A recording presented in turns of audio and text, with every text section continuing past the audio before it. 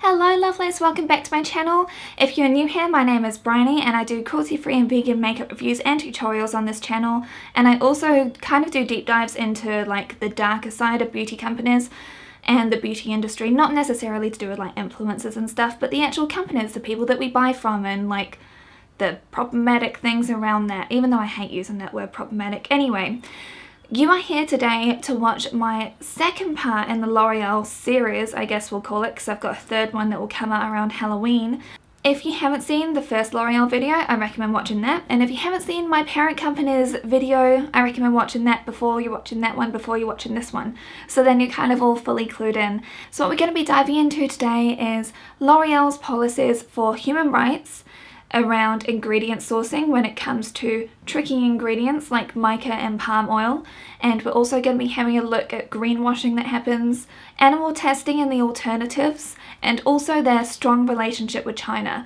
Now I will actually have to be quite careful when I'm talking about the whole China situation because I'm personally a little bit scared, and there's been hacking that's happened here and in Australia as well, and I don't really want to open myself up to that. But all I'm doing is looking at their relationship in terms of financial gain, in terms of their relationship with the government around animal testing, and that's all I'm doing. Of course, everything that I'm using on my face, on my hair, listed down below, along with every single resource that I've cited for this as well, because it's important, because we like to cite our resources like any good scholar would. So let's just put on some makeup together, or you can wash up, you can do whatever, but let's just learn some new stuff about the industry. Let's just jump right into it. Let's look at L'Oreal's human rights policies, which they stretch out to all of their employees, including their suppliers, which is really good. So they are actually very thorough and very broad, at least on the surface. They actually seem to be doing a really good job here. They cover all of the standards that you'd expect. So for example, you've got maternity leave, you've got sick leave, you've got annual leave, you have right to leave, a zero discrimination policy, compassionate leave, and you're also unable to fire someone based on pregnancy. So it's all of the basic stuff that you would expect every single large company to have.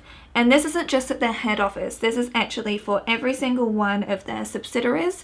So in terms of like where they actually source their ingredients from, all the way to manufacturing, everything. So that's actually incredibly thorough. And they have a really staunch human rights policy, which is awesome to see as well. So it basically states that there's a minimum wage, whether that's set by the country or it's a livable wage, which L'Oreal sets, whichever one is the highest, and I'm really glad that they did that. And it also ensures that documents are not taken from people unless they have to be for safety reasons, and then returned to staff without delay as well. And also they have thorough training for all managers. And so L'Oreal are actually holding themselves accountable to the 30 human rights as decided by the UN, which they adopted in 2017. This is obviously a good practice and I commend them for it, especially when other companies are still not doing that. Did it take them a long time to do this? I mean, yes. Definitely, I'm not going to deny that for a second. And of course they could have been doing all of those things that we've talked about in that previous video differently, but they're not. But at least like the way that they're treating people who are actually sourcing their ingredients and creating their products, they're actually treating them well, you know? Like that's a really big concern to me, because like we have laws in our first world countries that really do protect us, and like we've got legs to stand on. But in a lot of these places, you kind of don't. So it's good that they're actually looking out for people, and I do commend them for that. And as you know, even though this sounds like I'm defending them right now, you know that I'm not. I just take a very holistic approach to things, and I don't mean holistic as in holistic healing. I mean as in I look at the full picture and I take into account the different circumstances that people are living in, all of that sort of stuff, as well as like business impacts, everything. It's like, unless you look at the whole picture, you're gonna only get like a very skewed vision. So it might seem like I'm defending them right now. You know my views on them. You know that I do not support them. You know that I do not like them. But in terms of like actually objectively viewing their business practices, I can't shade them for this. And there's a few things I cannot shade them for.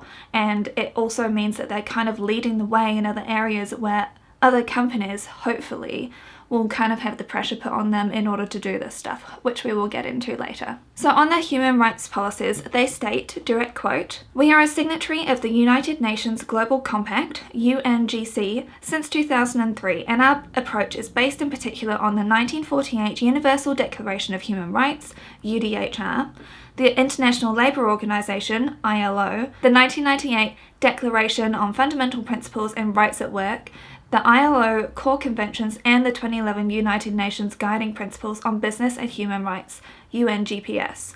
We support the UN Women's Empowerment Principles. And honestly, like, it does actually look like they're holding themselves accountable with this. Like, they do regular audits with third parties, and I actually cannot fault them on this. I think that this is really good because they actually extend it out to their suppliers too.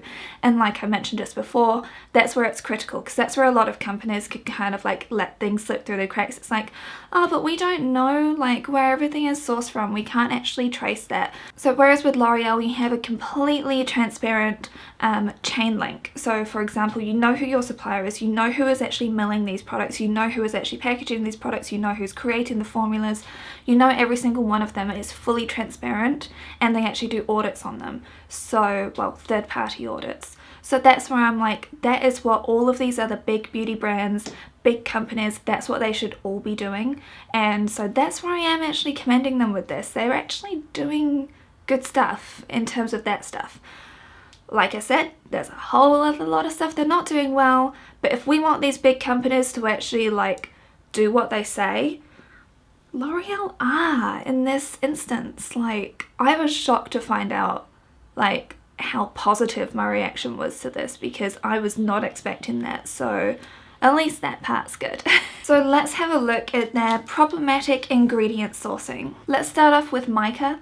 Now, I'm not going to do a deep dive on mica because honestly, Illuminati has killed it with her coverage of this. I will link that video again down below.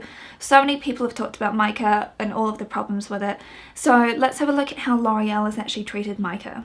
The name Orange Soda on this, by the way, always makes me think of Kenan and Kel, and I used to love that show so much. So much as a kid. It was like one of my faves. Anyway, so they still actually source mica from the ground, and most mica mines are in India. Like, you can get synthetic mica that is completely available. It's something that Lush do, and that's something that I applaud Lush for doing, because it is actually incredibly hard to have a fully traceable source. Now, L'Oreal actually have the manpower to be able to have a fully traceable source when it comes to mica, when it comes to their ingredients, because they're a multi-billion-dollar company and they are international. They have all of this power with them, so at least they put in that to good use. And they're even doing that when it comes to mica. Now, mica is actually most often mined from some small regions of India that are actually also areas of the US where you can source mica from, but obviously it's more expensive to do that. It's just not really common practice. Like, some companies say that they source like their mica from there as well, and I'm like, I'm sure that that's like the tiniest percent that they source from there, because it's just so much cheaper to source it from these small regions of India where they don't have many job opportunities, they don't have many of the things that they can do. And oftentimes it does also involve like child labour, and it's something that the families have to get their children to do because they cannot survive without the money, and children have got like this small hands to be able to get into these difficult places. And mica mining is very dangerous, and that's why so many people are trying to boycott against it. And like, I understand, like, you have synthetic mica as an option, but L'Oreal's stance is the fact that they actually want to continue sourcing mica from the ground from these regions, so then they actually know the places where they actually get their mica from. So 98% of the mica that is sourced by L'Oreal for their products is actually fully traceable, child exploitation free, and they're trying to do work in those regions to make sure that good opportunities for people and people are getting paid properly. And so I'm like, okay, that's cool, but it's at 98% now, obviously, of traceability. Actually part of the Responsible Mica Initiative, which is really good, which has a goal of making sure that all mica that is sourced is actually traceable and not using child labour and is safe. So that's good, and it's like great, cool. I still have a bit of a problem when it comes to actually sourcing mica from the ground. A little bit. I would prefer for it to be synthetic, but it comes to that same sort of issue. So L'Oreal takes this same stance when it comes to China, for example, because China requires animal testing to happen, yet L'Oreal are just like, well, we want to work with the government and make changes there, but the only way that they'll actually make changes is for us to be there and talking with them and then showing them this technology. we're gonna get into that at the end of this video, obviously. But that's kind of L'Oreal's stance, and it's like part of me does understand it, like the same way with palm oil, for example, because like you can make actual change if you have enough power as a big company to be able to go into one of these areas and like make sure that there are safety procedures in place for the people that are sourcing the mica. One of the things that kind of bothers me with like L'Oreal's entire approach at like saying how saintly they are, they go into like how much mica is sourced like throughout the world and how much L'Oreal actually contributes to that, trying to make themselves look like they don't use much at all. And I'm like, you are pretty much actually the biggest beauty company in the whole world, so what you do actually sets a far bigger standard than what you want us to believe. So I'm sorry. It's also like that same argument which I hear all the time from people, because obviously I'm vegan and people are like, oh, but I only eat a little bit of meat, and I'm like, in reality they're actually having meat every single day, normally part of at least 1 or 2 meals, and I'm like, but in L'Oreal's case, they're actually having like an entire cow every day, you know? I'm just putting it out there that L'Oreal's really trying to minimize. I just read out a statement that what they've said. Facing these challenges, we have committed ourselves to remain in India and ensure the traceability and transparency of our supply chain. We believe that discontinuing the use of Indian mica would further weaken the situation in the region. In addition, local NGOs and expert organisations are supportive of efforts made to secure the mica supply chain and thus improving the living and working conditions in the region. That's what they think on the whole situation. Like I said, when it comes to mica, it's like the whole thing is really a complex and challenging situation, because you do want to support these people, but should it just be through mica, or should you maybe potentially be seeing if there are other ways that you can help in terms of retraining people, education, in terms of giving other job opportunities that aren't just working in the mines and just making the mines safer. Instead, you give them other job opportunities which aren't as dangerous. Like, I don't know, it's a hard one. Using a bit of tiger's blood, in case you're wondering. Which is a bit weird that they've called it that in a vegan pellet, but... Now let's have a look at palm oil, because I'm actually going to put a bit of an umbrella over the parade that you want me to rain on right now, because again, L'Oreal's been doing the right things when it comes to palm oil. Now, I've done an entire 4-part series on palm oil, so I'll just link that up here so you kind of know my stance on it. If you haven't seen that before, I'll also link it down below, or it will be in like one of the end cards, because that's a really good video series to kind of get you around the big topic that is palm oil, which is why it's a 4-part series. So they actually do ethically source their palm oil as well. So that's ethically in terms of like everything must be sourced from RSPO certified plantations. Now that's not just accredited, they have to be fully certified plantations. And that's where I'm like, okay, cool, certified, good, because there is a whole other stage that you have to reach in order to be able to put your name against like the whole certified thing, so that's really good. L'Oreal has also said that by 2020 they want to have a zero deforestation thing in place effectively when it comes to their palm oil, and I personally haven't actually seen a press release from them. I couldn't find anything that actually states that they've met this goal. I know that a lot of companies have sort of struggled to meet this goal. As I found out in that 4-part series that I did, a lot of companies were like, oh yes, we'll be able to absolutely do this, and then the reality kind of sets in. It's like, oh no, we actually haven't been able to do it because it's really hard to actually manage what happens on these palm oil plantations, even though we had full confidence to start off with. So I'm like, they might not have been able to actually meet that, but they are still, they have a fully transparent supply chain, they know what's going on at every stage, they audit all of the people that are working at every stage, and they've got the whole documentation thing. So then that can also mean that they don't actually use the people that, you know how in the palm oil video I talked about these labour brokers? It means that they don't use any labour brokers, and they can't actually use suppliers that use labour brokers. So that's where I'm like, okay, they're actually doing better than a lot of companies in that case. So yeah, honestly I do commend them in this case, and a lot of flack gets thrown at L'Oreal and Unilever, and it's like they get mentioned all the time, but it's kind of like they're actually leading the way, because I think it's kind of because they're drawing attention to the things that they're changing, that people are like, ah, this stuff's actually happening. I didn't even know about this. And so then they get these two names stuck in their head, whereas they've actually been doing a lot more than other companies. Like, the ones to watch out for are Procter & Gamble, P&G, whatever you want to call them, Johnson & Johnson. You've also got Coty. Oh my god, Coty's really bad. Estee Lauder, Shiseido. Like, there are those other big companies that actually are doing far worse than both of these. So that's why I'm sort of saying, like, don't just throw mud at these guys, because you've got these other ones that are doing far worse things, and I will be covering them.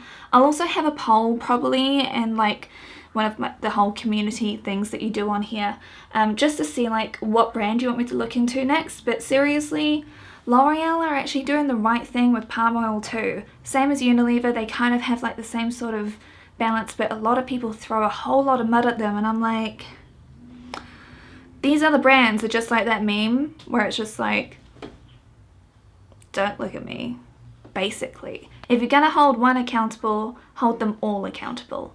That's all I'm saying. So L'Oreal, with all of this palm oil stuff, they actually put this in place since 2010. Like, that's really good. Should they have done it sooner? Absolutely. Like I said, a lot of other brands aren't doing any of this stuff. So when it comes to the two most problematic things that are actually used as ingredients, they're actually doing good stuff. Next topic, greenwashing or whitewashing. So many brands are incredibly guilty of this. I will just quickly give you a definition of what is greenwashing and what is whitewashing. Greenwashing is a process of conveying a false impression or providing misleading information about how a company's products are more environmentally sound.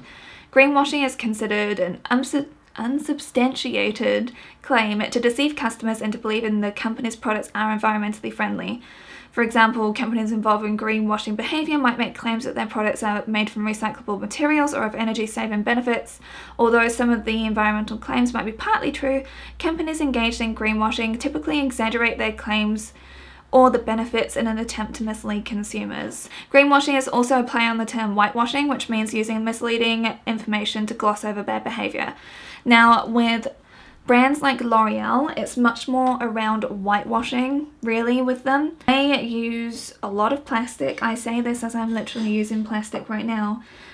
We saw from those lawsuits before as well, the fact that consumers actually can't get a majority of the product out of their bottles or whatever because the pumps are defective, the pumps aren't up to a high enough standard. So you have issues where you've got these consumers buying plastic upon plastic. They're not coming up with ways to recycle the packaging, they're not coming up with those sorts of things. I know that L'Oreal is saying now that they want to have like recyclable packaging, and they're working on that. Like, they've got a bunch of stuff that they've been working on, but they haven't actually changed anything yet. I'm not going to hold my breath. And so whitewashing again when it comes to L'Oreal, I'm just going to state this again for the people in the back. They are not cruelty free. They sell in mainland China, which means that the products must be tested on animals. They've worked with China over the past 10 years. They've infiltrated that market heavily. They are not changing their stance on this. That is a severe form of whitewashing, because when you actually read what they've got on the website, it definitely seems like they're all about the bunnies, and it's not. Now, there are a lot of companies that are jumping on this bandwagon. They're putting on unlicensed bunnies on their products, and I'm also just doing this as a PSA to anyone who is watching this who is not in the cruelty-free community. Like, there are only a few symbols that you can actually trust, like Leaping Bunny, like the PETA one. That's really... Oh, and CCF, Choose Cruelty Free, that's the Australian one. You can only trust those 3 bunnies, but so many brands are putting on their own discount version of this bunny, and there is actually no legal definition for what counts as cruelty-free. The only way that you can state that something is vegan is so long as the product ingredients are not animal derived, and that's how they determine vegan. They don't determine vegan by the fact it's not tested on animals, so that's why you have to choose things that are cruelty-free and vegan. So what I'll actually do is I will also list on here what my favorite cruelty-free resources are. There are a whole bunch of them, but like, just beware. Like, my favorite one is Logical Harmony.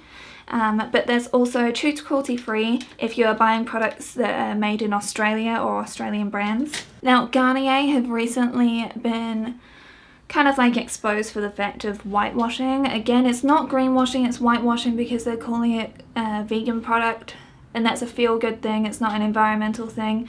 But Garnier still tests on animals. They're owned by L'Oreal as well, so animal testing still occurs. Do not believe in their pretty packaging, because I know the packaging looks very cute. Oh, gotta believe him. Don't believe him. Like, Logical Harmony also has incredibly good resources about it as well, so I'll actually just link Logical Harmony down below, because she is, like, Dashina is just so good, and I think that everyone should follow her, basically. So the general population want to shop better, and so, like, you've got all these companies making, like, these weird and misleading claims, saying that they're cruelty-free, saying that they're vegan, nearly vegan.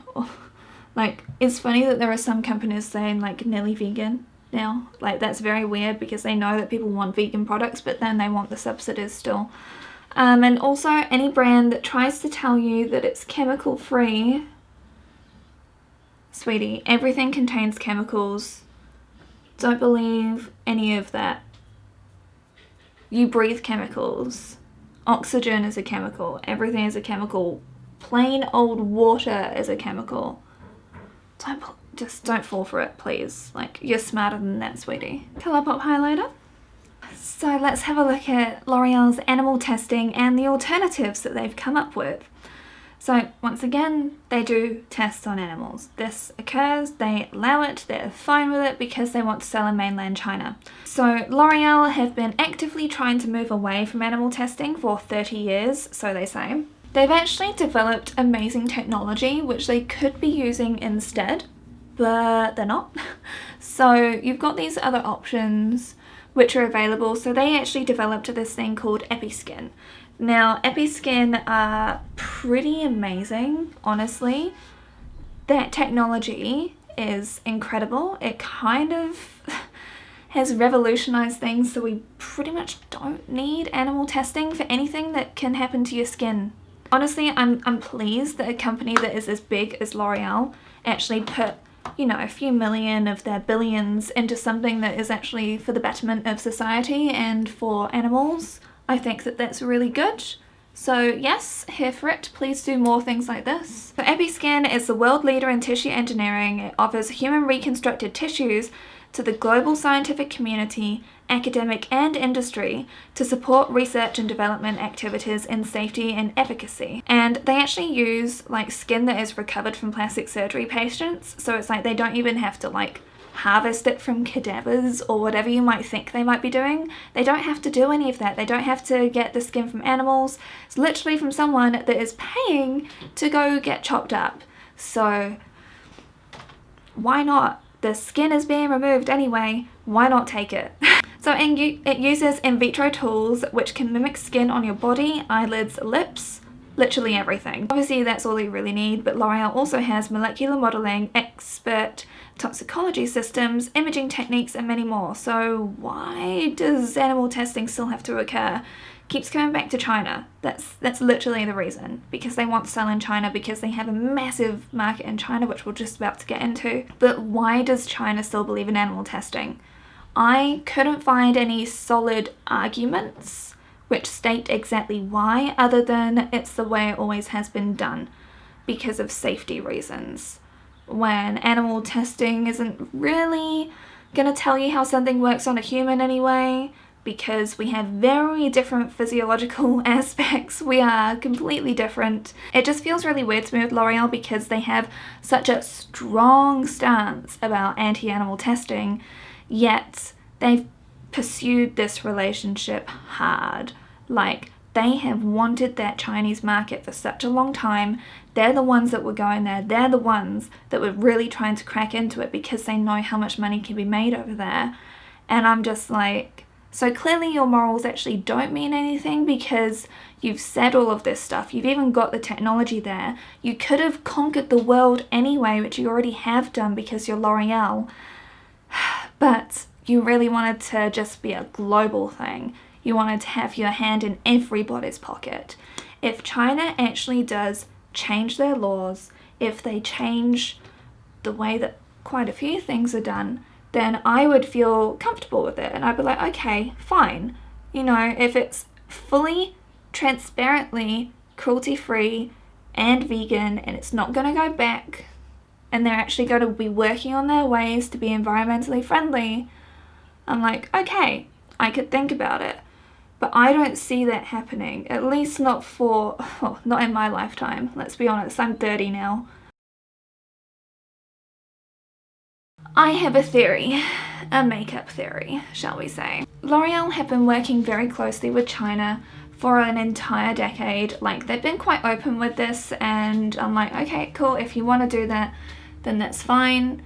The reason that they state that they wanted to work with China is to, you know, work with the government on establishing anti-animal testing things, establishing alternatives, and well, let's be real, it's to also get into the market because it's a very lucrative market, and they have worked hella hard to be able to do this. So again, I'm just going to word in this very carefully, but I believe, well, I've thought for the past few years that China is going to be the next big superpower because they are so independent, they can manufacture everything there, and they have incredible technology, people have gotten richer, and, you know, the US has been kind of falling, and I've thought that China would take over as like the global superpower from the US, who took over from Britain after World War II, because the US economy, we can kind of see that it's going to fall. Now, I'm not an economist, but,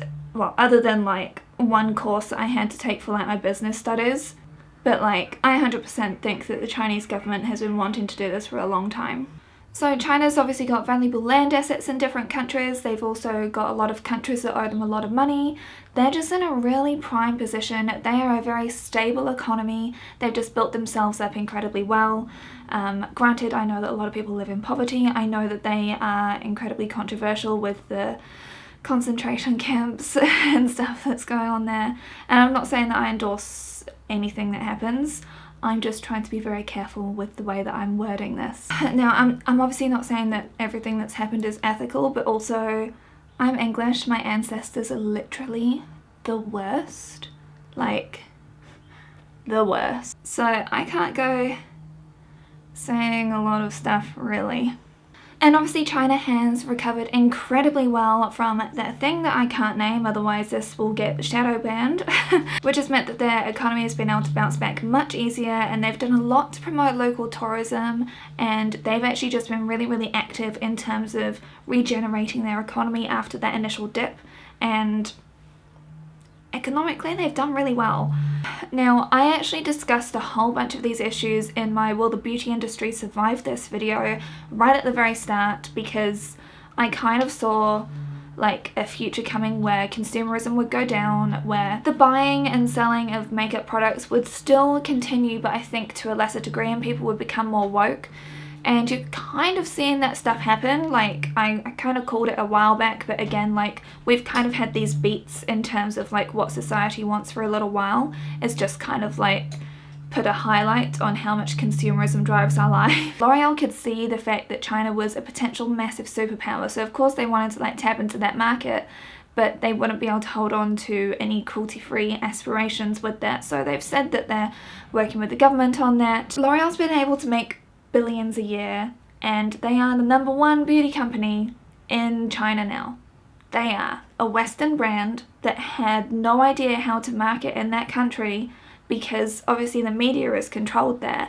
Like, you can't use any of the techniques, any of the platforms, any of the channels that you normally use, so they've actually adapted, and this is where things get a little bit more interesting from a business perspective. And of course, like, the fact that they are like #1 over there does make me kind of go like, oh yeah, we're influencing the government to like stop animal testing. I'm like, sure, Jan. L'Oreal have actually done a lot of different techniques over in China, and a lot of the younger demographics are really after like more woke brands, and so they've done a lot of work around that.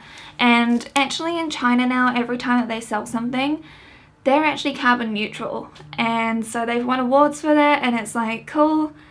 So that means that every time that people buy something online from them, it's actually carbon neutral, and I'm like, okay, that's a good thing, but you should be also worrying about your packaging and stuff. Now I did see that L'Oreal say that they want to actually work on their packaging too, and I'm like, alright, that's fine, you want to work on it. What are you actually going to do? It just feels like they're just doing the easy marketing tactics. I mean, like, it's not really hard for a company like L'Oreal to actually go carbon neutral or carbon zero when it comes to sending products out.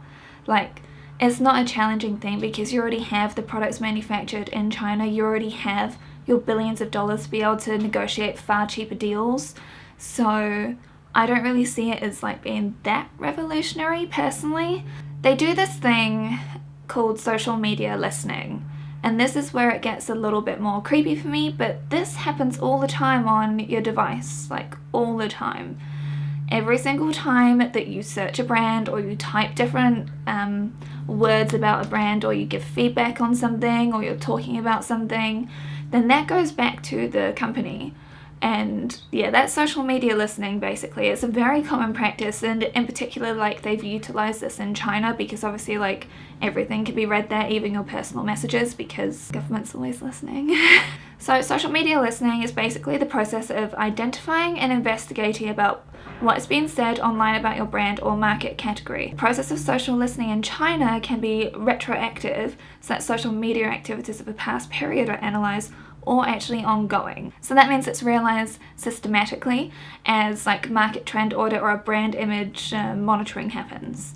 So it's called SML for short, and it can be performed manually or automated thanks to software and platforms actually doing this too. So the term observes social activities on various websites like Weibo, WeChat, Baidu, Zido. I am terrible at my pronunciation, I am very sorry. And so that's for mainland China, and on Facebook, Twitter, and Instagram for like Greater China, because obviously mainland China, that's where the control really happens. Honestly, there's a really interesting business strategy paper that I came across, which I'll link down below as well. It's so interesting. This is written pre-COVID. I think it either came out in 2014 or 2015, because the latest paper that was referenced was in 2014. So I think it was around about that time. And it shows that incomes are increasing, meaning that there are more people who are able to afford lower luxury goods. So brands like Maybelline, L'Oreal Paris, and Clairsonic actually have like greater targets.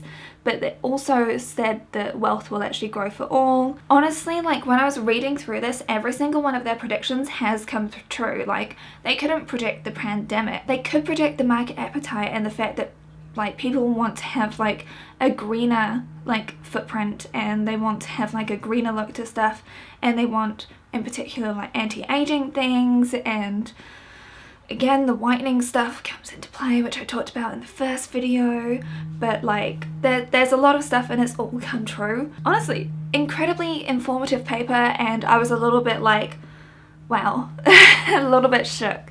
The stuff that L'Oreal have been doing in China, I'll have them on screen right now, because they have been spending so much money in terms of their technology to let people try things on at home virtually. Everything is virtual. They've like pioneered amazing technology, because the way that they've really tapped into the Chinese market is to amp up the technology side of it, because there's all of the appeal in terms of like being able to try stuff on at home. People are working a lot and they don't really have time to go into the store, and you want to see like what the instant results will be, everything else. But also they've been spending heaps and heaps and heaps of money on having these super shiny, I don't know how else to like describe it other than like the plastics. They've had so many like incredible booths, and like they've won awards for all this sort of stuff, and I'm like, okay, yeah, you definitely can afford to be carbon zero for sure. You can also probably afford to not get into so many lawsuits and have, you know, pumps that actually dispense all of the product that's meant to come out and not like burn people's scalps off. There could be other things that you'd be putting that money towards as well. I'm just saying. They are so big in China, and because their profits from China have been astronomical year on year, they've just grown and grown and grown in China. I don't see them taking their talons out of it anytime soon, and they haven't been effective in terms of like changing the Chinese government's minds about animal testing. They haven't been effective in any of those other ways that they're like, oh, but we're doing all of this amazing stuff, look at us, praise me, buy the things. Like, it's an ethical choice to buy from us, because it's really not. Like I said, they're better than like the other big brands that are out there, but just look at the smaller brands that I'm trying to draw your attention to, buy from them instead. So I really don't see any chance of China becoming cruelty-free. I don't see any chance of L'Oreal becoming cruelty-free because it's just the way it always has been done. So I don't know what else to say about it really. Just a bit of a conclusion now. L'Oreal is not a great brand. They're better than the other big behemoth brands that are awful. Like I said, L'Oreal and Unilever are basically neck and neck. I will look into Unilever if you want me to, but I'd rather look into shining a light on these other bad brands. Like I said, P&G, Johnson & Johnson, Coty, Estee Lauder, and Shiseido. Like, there are other brands I think need to be exposed more than brands like L'Oreal and brands like Unilever. Like I mentioned before, I think that there is a lot of work that needs to be done by these other brands. I do want more work to be done by all of them, but I still think that we can hold them in higher regard than these other ones. Like I said, I will never support L'Oreal. I just can't. This is all superficial. You don't need any of this. Food is another matter, and I've talked about that. Food is something that people need and I want people to have access to. Same as water, like Nestle. And again, another reminder that every time you're supporting L'Oreal, you are supporting Nestle. So if you're worried about human rights, L'Oreal, even with all of their glowing good stuff, they are still strongly linked with Nestle because Nestle are their second biggest shareholder. So you can't really ever ethically buy something from the L'Oreal brand by supporting Nestle. So I did actually also mention before about doing a bit of a story time on the whole history of like the owners with the Bettencourt family and everything, and I'm thinking I'll actually do that as like a Halloween horror story, and I'll find another like nasty beauty story to be able to like dive into, because I want to do 2 looks. I don't know whether it's going to be bat or pumpkin first, but there's going to be 2 of them because I think that this stuff is important to know and talk about. And who doesn't want to get spooked out at Halloween? It's like the one appropriate time that I can really be my truly dismal self. Now I know that 2020 has been a really hard year. This video hasn't been as heavy and dark as the last one, but I do just want to give you a bit of a reminder to try and take care of your mental health. Make sure that you're going outside, get some sunshine, do some exercise, get those endorphins, dopamine, like everything that you need. Make sure that you're taking care of yourself, because if you can't take care of yourself, you can't realistically take care of others, and we need to be able to take care of other people because the world is in a perilous state right now. And so I really do want people to, you know, have some time to you so then you can recharge your batteries to look after others better. Now, it's a hard thing. It might feel selfish, but it's not selfish to put your own life jacket on first. And the second thing I really want to say is for people to vote, but be an educated voter. I kind of feel like the politics in New Zealand has gone like really scary in terms of like these conservative parties that are coming up that are actually really right-wing, extreme right-wing, as opposed to just being like conservative. So please, please, please do read the policies. Make sure that you fully understand who you're voting for in your local area. Make sure that you're registered and make sure that you have your say. Like, the biggest thing that I want people to do is to vote like they don't have health insurance, to vote like they're a minority, to vote like you have a sick relative, to vote like you could potentially go homeless. Like, I want you to vote like that because that's the way that we're going to have the betterment of society, by thinking of others in those ways. You can take your mental health self-care time, but when you vote, you're voting not just for yourself, you're voting for the future that you want to see. So please do make sure that you become an educated voter. It doesn't take that much time, it's pretty easy to do, and please go vote. On that inspirational spiel, I will leave you to it. Have a wonderful week, and I'll see you all again very soon with another deep dive. Let me know if there's any other brands that you want me to look into down below. I will also put a poll out as well so that you can sort of like tell me on there if you can't be bothered to comment down below. Hopefully this video has been informative to you. I've learnt some enlightening things about L'Oreal, I know that much is certain. I still don't like them, but I'm a bit more impressed by efforts, you know? Have a wonderful week. I'll see you again soon. Bye!